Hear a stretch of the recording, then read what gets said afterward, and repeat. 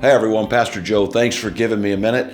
I think it was an incredible weekend. It's kind of hard to tell who's watching and who's not watching, but the numbers are great. We're glad that you're out there, excited about reopening this weekend, and we'll see what happens. Listen, it's okay if you don't feel comfortable coming. Everything's still going to be online.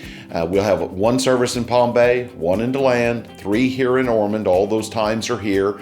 But it's also going to be online at 6:30, at 9:30, 11:30 live. And then, of course, it will be there in replay for you as well. So we want you to feel comfortable, but we also want you to keep growing in your relationship with Jesus. That's what this is all about. And so continue to pray for the body of Christ, not just Tomoka Christian Church, but the body of Christ. Pray for unity. Pray for the church to be faithful to the calling. More than anything, there's so many things going on, but more than anything, Satan wants to get the church off track. And we cannot allow that to happen.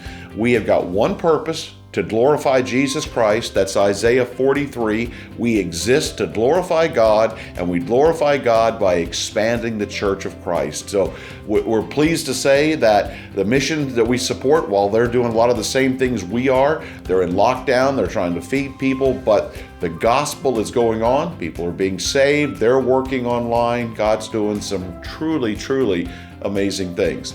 Now this weekend I'll be preaching from 1 Kings chapter 4 as we continue this series called Prophets. And I'm excited about this. And this one's called Use What You Have. If you've ever been in racing, there's a phrase called you have to run what you brung. And that's what we're going to talk about, using what you have. Well, if I had $10 million, well, you don't have $10 million. If I had, no, you don't. Here's what I have, Lord. What can you do with what I have? That's what we're going to talk about. Now, here's the one thing I'm going to ask you to do, because God's going to melt your mind once again. You'll remember we talked about the sand of the seashore.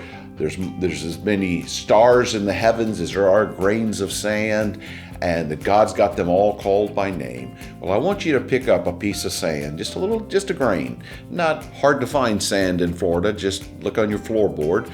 Just pick up a grain of sand and take a look at it. God's going to blow your mind this weekend. I love being your pastor. I'll see some of you live. I'll see the rest of you online.